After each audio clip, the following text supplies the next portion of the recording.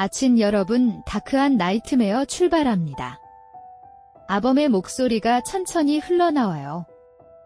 오늘 우리가 마주할 기록은 물속 깊은 곳, 죽음과 생명이 교차하는 어둠 속 직업의 이야기예요. 이들을 사람들은 자거라 불러요. 그 명칭엔 단순한 호기심이 아니라 두려움이 담겨 있죠. 시신을 수습하기 위해 심연으로 뛰어드는 이들, 이름조차 알려지지 않은 채 가족의 마지막 흔적을 찾아 헤매는 이들의 이야기를 들려드리려 해요. 물은 언제나 곁에 있지만 동시에 가장 무서운 낭떠러지이기도 해요. 악어들은 정식 직업이 아니에요. 대부분 스킨스쿠버를 즐기던 사람들이거나 해병대 출신이 많다고 해요. 보수를 위해서라기보다 자신이 가진 능력을 극한 상황에서 쓰는 이들이죠. 그들에게 물속은 훈련장이 아니라 생존의 현장이에요. 탁한 시야, 차가운 수온, 그리고 언제 터질지 모르는 와류. 그 속에서 시신을 찾는다는 건 단순한 일이 아니었어요. 도현은 취재 중 직접 악어들을 만나 대화를 나눈 적이 있다고 했어요. 그는 그 순간을 생생히 기억하며 털어놓았죠. 괴담이 아니라 실제 경험에서 나온 이야기예요. 물속에서 시신이 돌고 있을 때 그것은 단순히 떠 있는 게 아니라 마치 보이지 않는 힘에 끌려 움직이는 듯 했다고 했어요. 순간적으로 느껴지는 그 기묘한 움직임은 인간이 가진 본능적 공포를 강제로 끌어올렸다고 했어요. 그가 전한 첫 사례는 와류 속 장면이었어요. 바닥은 모래와 돌뿐인데 그 위에서 시신이 떠올랐다 내려가길 반복하며 빙글빙글 돌고 있었다고 해요. 물살은 잔잔했는데 그 몸은 살아있는 것처럼 움직였다고 했죠. 잠수부는 끈을 몸에 묶고 조심스럽게 접근했어요. 그러나 손을 뻗는 순간 시신은 알 수 없는 힘에 의해 옆으로 밀려나 버렸다고 했어요. 그때 보았습니다. 시신을 누군가 붙잡고 있는 것 같았어요. 잠수부의 증언은 충격적이었어요. 희미한 시야 속 검은 손이 시신의 등을 누르고 있었죠. 그것은 물살로 설명할 수 없는 움직임이었어요. 잠수부는 몸을 바닥에 고정하고 힘겹게 끌어올렸지만 등 뒤에서 누군가 손을 뻗어 자신을 잡으려는 듯한 감각이 따라왔다고 했어요. 다른 이들도 비슷한 체험을 말했어요.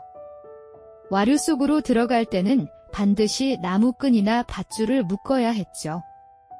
하지만 그마저도 끊길 때가 많았어요. 바닥은 미끄러운 모래라 발이 헛돌고 방향 감각은 순식간에 사라졌어요. 물은 차갑고 무거워 위와 아래조차 구분할 수 없게 만든다고 했어요. 작은 실수 하나가 죽음으로 이어지는 세계였어요. 어떤 날은 의뢰받은 시신과 전혀 다른 형체가 나타났다고 했어요. 인상착의가 다르지만 눈앞에는 낯선 시체가 빙글빙글 돌고 있었죠. 마치 살아있는 듯 등과 팔이 휘청이며 누군가 뒤에서 끌어당기는 것처럼 보였어요. 시신이 아니라 물속에서 길을 잃은 또 다른 존재 같았다고 했어요. 잠수부는 그 순간 숨이 막혔다고 했어요. 고개를 돌린 순간 어둠 속에서 수많은 시선이 자신을 응시하고 있었다고 했죠.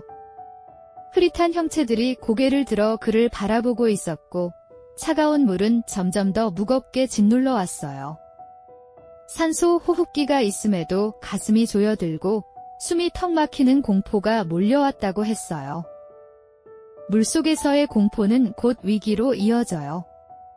호흡이 흐트러지면 산소는 급격히 줄고 몸은 무거워져 움직임이 둔해지죠. 잠수부는 본능적으로 바닥을 찢고 몸을 고정했어요. 그 상태에서 시신을 붙잡아 끌어올리려 했지만 등 뒤에서 차갑게 스치는 감각이 다시금 느껴졌다고 했어요. 그것이 환영인지 실제인지는 끝내 알 수 없었지만 죽음과 가까웠다는 사실만은 분명했어요. 또 다른 사례에서는 와류에 휩쓸려 바닥으로 내던져진 적이 있었어요. 장비가 있었기에 간신히 버텼지만 몇 초만 늦었어도 다시 끌려 들어갔을 거라 했죠. 바닥을 찍고 부력을 조절해 가까스로 위로 떠올랐을 때 그는 모래 속에서 고개를 들어 자신을 바라보는 얼굴들을 보았다고 했어요. 눈빛은 절박했지만 동시에 얼어붙은 듯 차가웠다고 했어요. 그 얼굴들은 움직이지 않았지만 분명히 사람의 형체였어요. 모래에 반쯤 파묻힌 채로 눈만을 드러내고 있었죠. 그 시선은 차갑게 얼어붙어 잠수부를 꿰뚫었어요. 그는 본능적으로 산소 호흡기를 움켜쥐고 마치 도망치듯 수면으로 올라갔어요. 올라오는 동안에도 그 눈동자들이 따라붙는 듯한 착각이 뇌리를 짓눌렀다고 했어요. 도현은 그 체험을 두고 단순한 착시가 아니다라고 말했어요. 수중에서 겪은 환영은 물리적인 설명으로도 정신적인 설명으로도 완벽히 해석할 수 없다는 거예요. 악어들은 수많은 시신과 함께 물속에 머무르며 살아있는 듯 움직이는 형체와 맞닥뜨리는 일이 잦다고 했어요. 그 존재들은 때로는 도움을 청하는 것 같았고 때로는 잠수부를 끌어내리려는 듯했다고 했죠. 한 잠수부는 발목이 잡힌 경험을 생생히 털어놓았어요. 사고가 난 지 2시간이 채 되지 않은 강물 속에서였죠. 그는 바닥을 살피던 중 갑자기 발목에 차가운 감각이 스며드는 걸 느꼈다고 해요. 고개를 내리자 사고로 사망한 이가 자신을 붙잡고 있었대요. 하지만 그 뒤에는 또 다른 형체가 그 사람을 잡고 끌어내리고 있었다고 했어요. 그 장면은 기괴했어요. 죽은 자가 발목을 잡고 또 다른 존재가 그를 붙잡아 끌어내리는 모습. 끝없이 이어진 사슬처럼 연결된 형체들이 공포와 절망을 동시에 만들어냈죠. 현장을 지켜본 동료들은 즉시 작업을 중단했어요. 그날 이후 악어들 사이에는 불문율이 생겼다고 했어요. 사고 당일에는 절대로 들어가지 마라. 이 불문율은 단순한 미신이 아니었어요. 실제로 당일 작업에 들어갔다가 다시 올라오지 못한 사례가 있었거든요. 동료들이 들었던 마지막 말은 이 발목을 잡힌 것 같다였어요. 그 이후 악어들은 모두 같은 교훈을 나누었어요. 사고 당일의 물은 또 다른 무덤이 된다. 그래서 반드시 하루를 넘긴 뒤에야 수색을 시작한다고요. 하지만 하루를 넘겼다고 해서 안전한 건 아니었어요. 저수지에서 작업하던 이들은 또 다른 난관을 겪었어요. 탁한 수질과 떡밥 때문에 물고기가 몰려들었고 시체는 빠르게 훼손됐죠.